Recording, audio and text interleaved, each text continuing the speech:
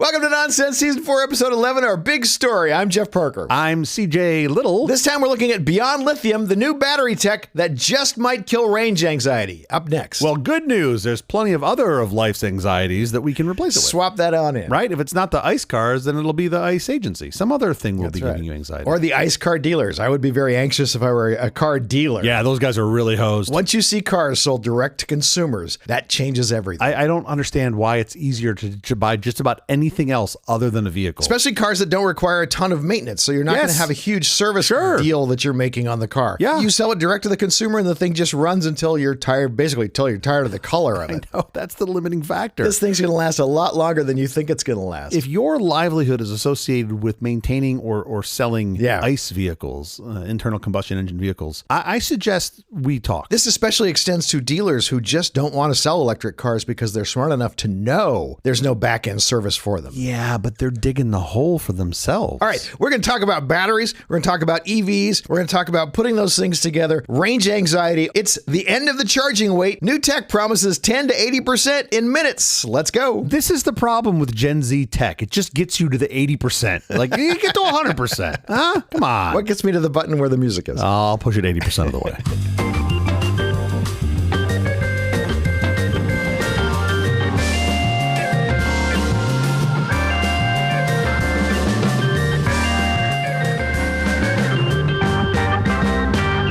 2026 is the year we stop dribbling juice into our batteries. Thanks to Flomax. Think about your phone or electric car. Right now, they're powered by sponges soaked in flammable liquid, basically. It's heavy, it's slow to charge, and yes, it can catch fire. This is why you don't run the marketing department for nonsense. No, that's true. Like, imagine if, like, the iPhone 7 soaked in our most flammable liquid yet. Like, what's wrong with you? But the solid-state revolution is nearly here. We've swapped the liquid for solid ceramic and high-tech polymers. The result? The triple threat. 1, safety. No liquid means no scary battery fires. 2, speed. We're talking about full charges in minutes, not hours. 3, distance. These batteries are twice as dense. That's LA to El Paso on a single charge. 0 people in life have ever been like, you know what I really want to do? I want to go from LA to El Paso. Without stopping. I mean, yeah, to like other opportunities to turn back. No one's going, oh, I really want to go straight to El Paso. That's really what I want. Now, the other way makes sense, but I don't think anyone's like, yeah. So who's winning this race? Donut Lab is the wild card. Yeah. Perhaps as soon as this April, their donut battery could hit the streets in the Verge TS Ultra motorcycle. They're claiming a 5-minute charge and a lifespan that'll last you 270 years. 270 years. That's a battery. That's a selling point. Yeah, you're buying this for generations to come. It's a battery you can pass down to your children.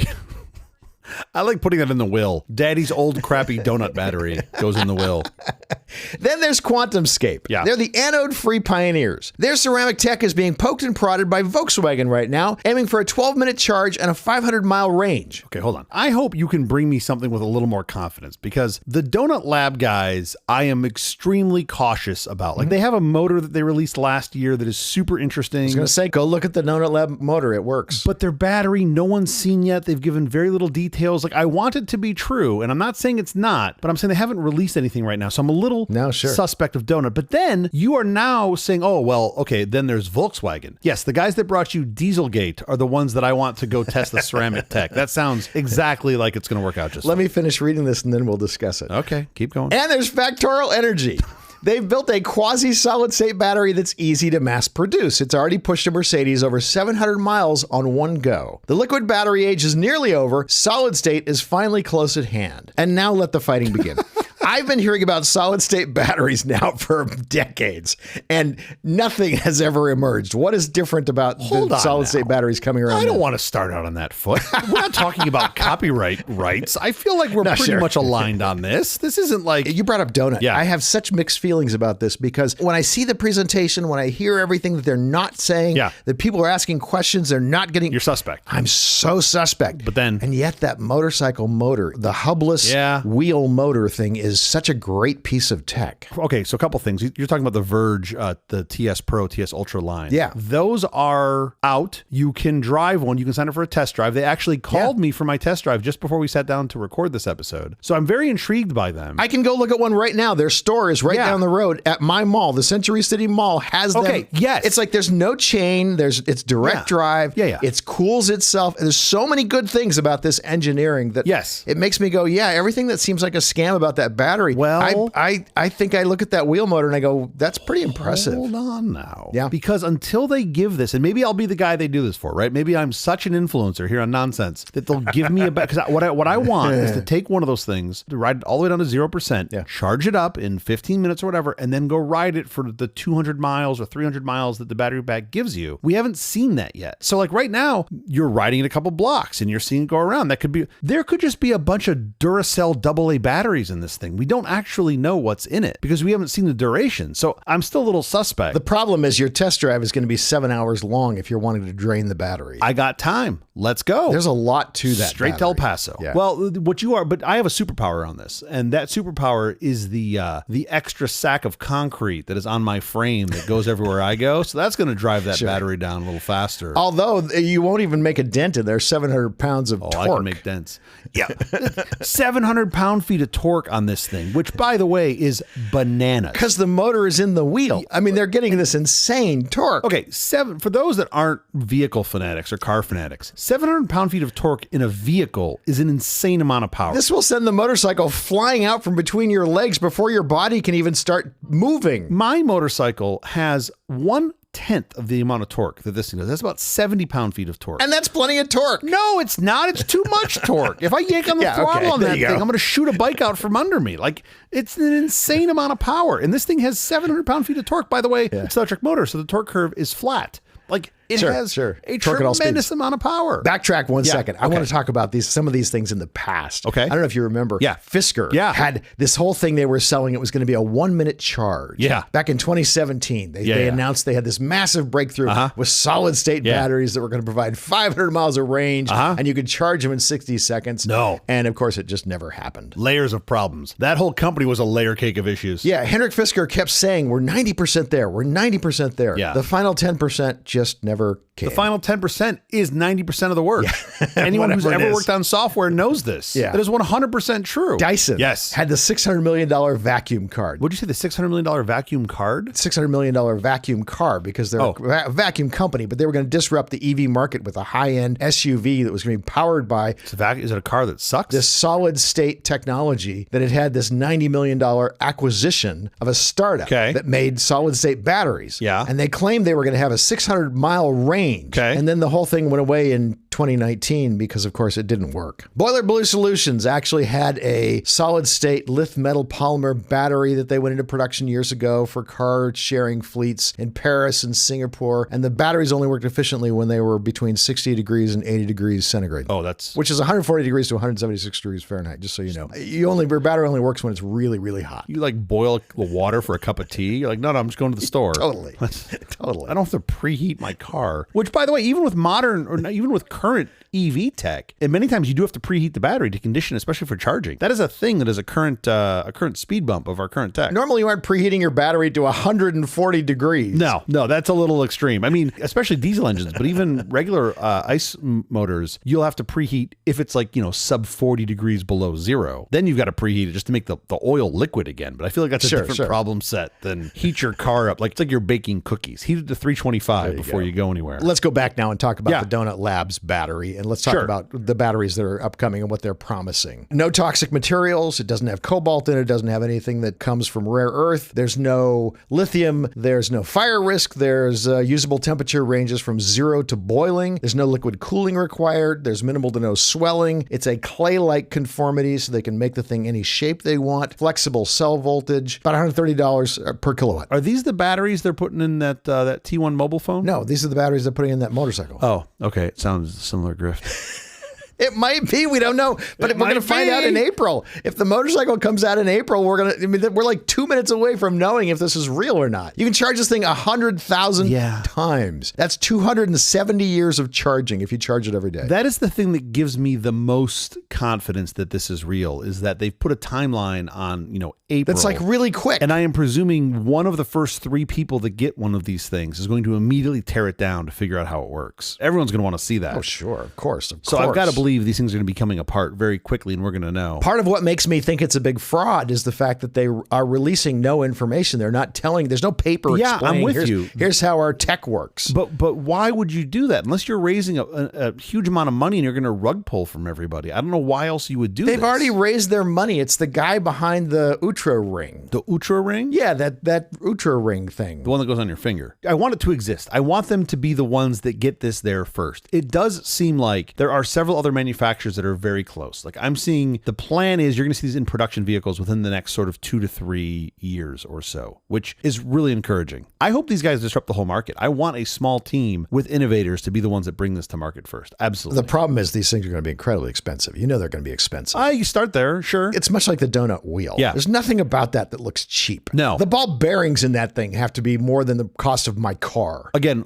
we wouldn't know because they don't even disclose what's in them or how they're sealed or like. Right. But it does look beautiful for sure. Right. If these guys can continue to do this and push the engineering envelope, that's super exciting to me. I think this is great. It's worth noting existing EV tech has come a long way. Like solid state to me is not the end state, but it's the next big jump. Explain to people what's different about a solid state battery versus what we have now. Yeah, I mean, what we have now, I'm going to unfairly classify everything into sort of the same two buckets. You've got your, what I'll call a classic battery, which is your lead acid batteries. This is the... Go back in time even farther. Oh, okay. What were the very first batteries made out of? When we first discovered we could make a battery. First of all, it's amazing how old batteries are. Yeah. We sort of got the idea around batteries in the 1700s, late 1700s. The first true battery, which was just like a bunch of copper and zinc discs with some like brine-soaked cloth, was in 1800. Don't skip over that. Brine-soaked cloth. You needed this thing that was between the two metals. Yeah, they so made you had a copper, sandwich. you had zinc, and you had a brine-soaked cloth. Now, we just remember that and move forward. Go ahead. If you were to buy any two of those three things from Amazon right now, you would be on a watch list. Like that's how far we've come. So that was 1800, not 1800s, 1800. Yeah. We got the first lead acid battery in the mid 1800s, around 1859. And that was the first sort of rechargeable lead acid battery. That same basic tech is what is in your lead acid batteries. And to be clear, this is the one that starts your internal combustion engine, not in your Tesla or in your EV. Yeah. There actually is one, but that's for the 12-volt system. But the one that starts your car, the one that we've been putting in cars since the 1930s, has been this same basic design. It hasn't changed a lot. What is serving in this case as the brine-soaked cloth? Modern lead acid batteries are AGM, absorbent glass mats. It's like a fiberglass mat. That I don't know exactly how the thing works, but it's like a fiberglass mat that they put in between the layers of the battery. Still a flammable material. Yeah, I mean, it's more acidic than flammable. Yes, it will still burn. It can still do bad things. Yeah. But that's the least of the bad things of current batteries. Sure. Right? You get into lithium ion batteries, and Sony were the guys to first commercialize these not that long ago, early 1990s. Of course. And this was really the thing that made portable electronics work. Because before that, your only real option was like alkaline batteries. At least your only popular commercialized option was alkaline batteries. And as Sony pushed more and more portable electronics, they pushed for lithium ion batteries, especially on things that were power hungry, like camcorders and recorders, things like that. You saw this like in the early 1990s. And the same basic idea of those lithium ion batteries are what you're seeing in EVs today, 40-ish years later. We're putting all the electrons on one side, and then they travel through the circuit, and they go into the other side. And that's basically it. And then when you recharge the battery, the reverse happens. Yeah, you throw them back in. And lithium ion technology has come quite a long way in the last 30, 40 years. Again, there's that thing in the middle. There is the brine-soaked cloth that is separating now two different materials. By the way, the band that we start that does dramatic readings of modern songs, we're going to call brine-soaked cloth, just so you know. That's what I'm calling it. The brine-soaked cloth is still there. There's still a liquid separating these two materials. Yes. And that's how the battery works. And the difference when you get to a solid-state battery, this is what I'm ultimately coming to, is you are no longer using a liquid in between the two materials. You're now using either a ceramic or a high-tech polymer between the two materials. And because it's solid, you now don't have the problem of this thing being explosive. Yeah, a lot of the problems go away. They also become a lot more stable. They become a little... Charge them faster. You can do all kinds of things that are so much better. So that's the difference between a solid state and a non-solid state battery. This is why everyone wants to get to solid state batteries. There's another big problem, though, with these common lithium-ion batteries is not all of them, but most of them use a bunch of materials that aren't lovely. They're not lovely for the environment. They're not lovely to get, specifically cobalt. Talk about cobalt mining and talk about lithium mining. Yeah. Cobalt, there's nothing wrong with cobalt that you're driving around with. The problem is how we get it. It's how we get it, yeah. The largest stores of cobalt that we currently know of are in in Congo. Democratic Republic of Congo. The way it's sourced sourced is unknown or unclear, and we believe... Oh, no, it's clear. Yeah. There's mines full of children. Kids. And by the way, when we say full of kids, we're talking about tens of thousands of children that are doing this mining in... it's a mine. It's not like it's pleasant. It's a very terrible experience. You're also creating all sorts of byproducts for the environment that aren't great. That are going into their local environment. Not, again, you driving around to your cobalt battery is not doing anything to Los Angeles, California. Yeah. It's all happening to them when they're doing the mining. Oh, yeah. Okay. It's just happening to them. It's fine. I'm not minimizing that. Yeah. I'm just saying if you think driving around with your cobalt battery is causing a problem locally, you don't understand what's going on. And also, to be clear, we use cobalt in a lot of other things. There's cobalt in your ICE car. Yes. Your ICE car will have, like, exhaust valves will have it, turbocharger components will have it in an alloy state. Of course. But if you look at it as a percentage of weight, it is far greater in batteries than it is in the rest of your car. So if you get out of the battery in an EV, you've got very little left in the car, especially relative to an ICE vehicle. So cobalt generally not great. And the Democratic Republic of Congo is not the most stable place to buy things from. So prices bounce all over the place. Generally, as a general rule, the cobalt in your battery is 25% of the cost of your battery. And it's a very small amount of your battery. And also we estimate that China controls about 70% of the cobalt coming out of Congo. So they've got a tight control on that. Now, there are batteries, modern EV batteries that you can currently buy in lots of things that don't have cobalt in them. And that's typically the lithium iron phosphate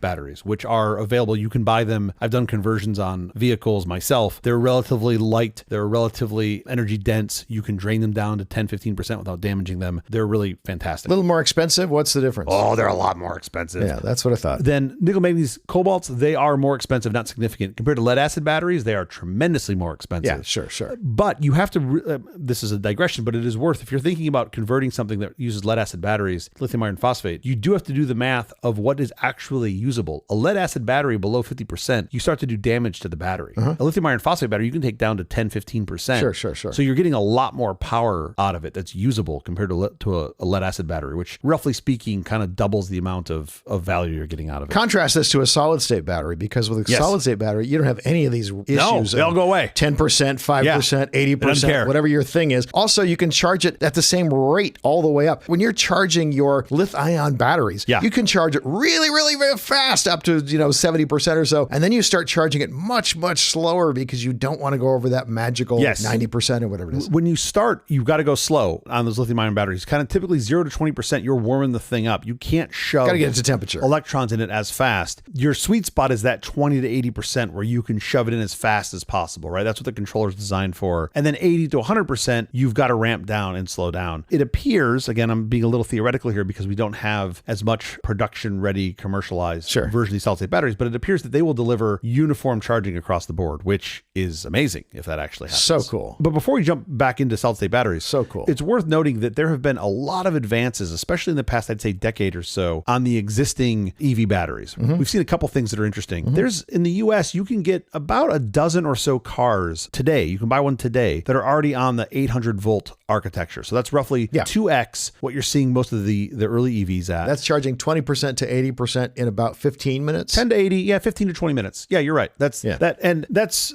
the most dense one that we know of is the Lucid Air and Gravity. That thing you can charge north of 300 kilowatts, and you can charge that thing to 80% from basically empty, 10% in 15 to 20 minutes. But that's not the only one. That's one that I think most people talk about. The Ioniq from Hyundai, both the 5 and the 6, they support 230 plus kilowatt hour charging. The Porsche Taycans, I believe all of them support 300 plus kilowatt charging. Wow. The Tesla Model 3s and Ys can do 250 kilowatt. So there's lots of options out there. Now the Tesla, I believe, is a 400 volt system. The only 800 volt Tesla is the Cybertruck that I know of. Okay. But you're older in time, right? Like even the Ford F-150 Lightning, which has a massive battery, is still 400 volts, but you can shove it in at 150 plus kilowatt hours. Yeah. But now contrast this to one of the OG EVs, the Chevy Bolt. That thing couldn't take more than about 55 kilowatts. Sure. If you wanted to get to 80%, it was a much smaller battery, a much smaller car. You needed over an hour. You needed time. Right? You needed much more time. It's just interesting to see how much it's progressed. So it's not like we're not doing anything outside of solid state batteries. There are still great options out there that you can buy today that you can charge very, very quickly. And the charging infrastructure, especially in dense places like California, is really coming up to speed. You can find these fast DC chargers now fairly handily. All my friends who are buying electric cars are waiting for the longest range. Can I go 260 miles? Can I go 300 miles? miles. They're all wrong. I don't want to deal with a EV car until I can go 500 you know miles. What they're doing? They're buying the car dealer propaganda is what they're doing. Yeah, they're not really putting two and two together. How often do you drive more than 100 miles in the course of a day? I think we should talk about range anxiety because that is a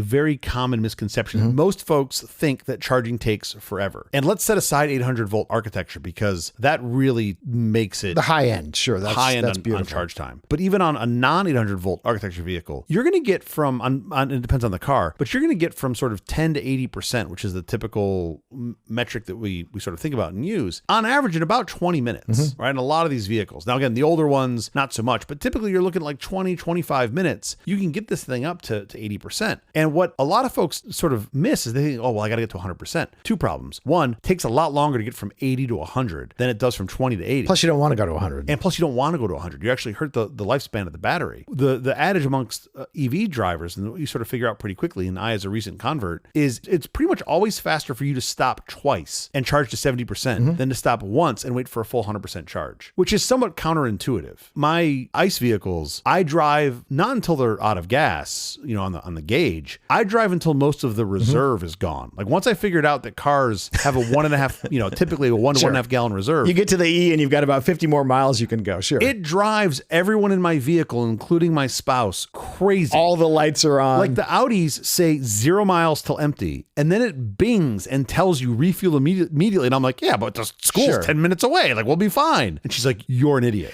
All right, we have to get out of here quickly before we do. Have you seen or read anything good this last week? Well, I am always seeing and reading things that are lovely. Yeah. This, especially being a more nerdy show, I felt like I just want everybody to strap on their propeller hats because this is another super nerdy recommendation. There is this maker on YouTube that I recently discovered. His name is Ivan Miranda. This guy is my YouTube spirit animal. He's into digital fabrication, 3D printing, electronics, woodworking, instrument making, metalworking, like really anything that's geeky and creative in the maker space, this guy's into. And he's certainly one of my people. He wanted to achieve something as simple as building a clock out of marbles. So imagine a clock that tells the time using marbles. The entire display of time is made using 2 different color marbles. Is it like a digital display? Sort of. So imagine, I'll put a link in the show notes, but imagine tracks that go horizontal and think of them as like a dot matrix display. And you've got white marbles and black marbles, and the white ones are the digits. It's really cool. And now you want it to refresh every minute. Yeah. So every minute you want it to dump all those marbles out and feed in new marbles to say the time. Sounds loud. So you've got to be able to, it's super loud, but it's like a clickety clack, like train sort of loud. Yeah. You got to dump all the marbles, you got to collect them, you got to sort them, you got to lift them back up and put them all in. It's a really neat idea. But what's even better than that is that he's documented the whole process, right? So the trials and tribulations of creating this clock, and it's the best part to just watch how he's like constantly improving these things. He's doing it with a 3D printer, on the bench right next to him. It's very much like what I recommended last week or 2 weeks ago, Paul's Bots, the guy who's making like a lot of the Star Wars replica robots. Yeah. And it's very similar to that. Sure. It's so much fun to watch. You're going to learn a ton, and just watching him improve the product is really cool. And I'm looking at this going, man, I so desperately want one of these things, but I would probably take a baseball bat to it within 3 hours because it is the sound, the loudest thing in the world. I would imagine.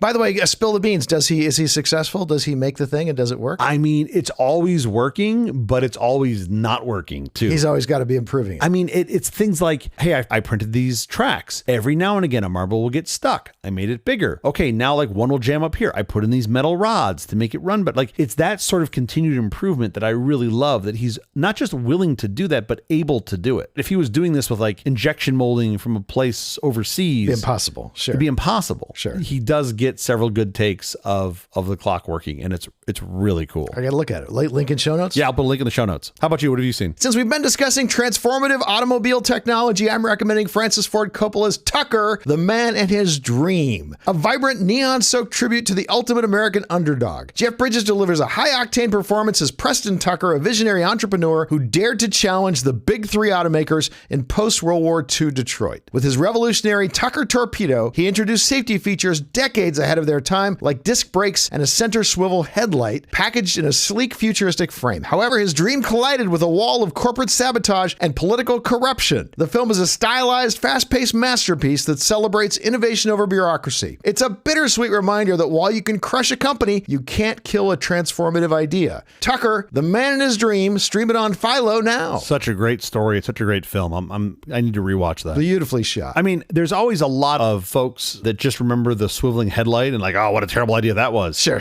Most common cars basically have an implementation of that right now. We all do it. Yeah. You need that. It was really smart then. It was just hard to execute on. Totally. And now, like when I drive an older one of my vehicles that is not of the genre of time when they had the side marker lights, I'm like, oh, I can't see over there. Oh, that's of course. That's kind of terrible. I'm going to make a small turn here in the dark, and there's a good chance I'm going to die. Yeah. I'm going to hope there's not like a baby wolf or a La Brea tar pit. Like you just hope. Yeah. No, very cool. Great recommendation. That is the episode. Thank you for joining us for all this nonsense. It's really terrible podcast from our awful company. Visit on the web at nonsense.productions. I'm CJ Little. I'm Jeff Parker. I love that you laugh now every time I say my name. Like that is the best. I can't stop laughing. It's not just I know you want to tell me that you're laughing at the space between CJ and Little, but I just assume you're laughing at my last name of Little. That's basically the assumption. I'm laughing at the over-exaggerated space. It's so hard. Like I literally can do math in my head easier than I can say my name, which really says a lot. If you like this program and like hearing how I say my name, yes, please follow, download, subscribe, and like at Apple Podcasts, YouTube Music, Amazon Music, AntennaPod, iHeartRadio, Spotify, my favorite Overcast, wherever you may get your podcasts from. Nonsense Studios uses 7-Zip, a high-compression file archiver. Open source and completely free for personal and commercial use with no hidden fees or expiring trials. A simple interface lets you get things done fast and secure your data with its strong AES 256 encryption. Available on every modern and not-so-modern platform, 7-Zip. Check it out. I mean, you can run 7-Zip on your earbuds if you want to, on your AirPods. Because I have so much I need to archive in my earpods. Yeah, totally. I'm going to archive what I heard yesterday. I think that sounds great. We'll be here every Tuesday and Thursday mornings for more nonsense. Please join us.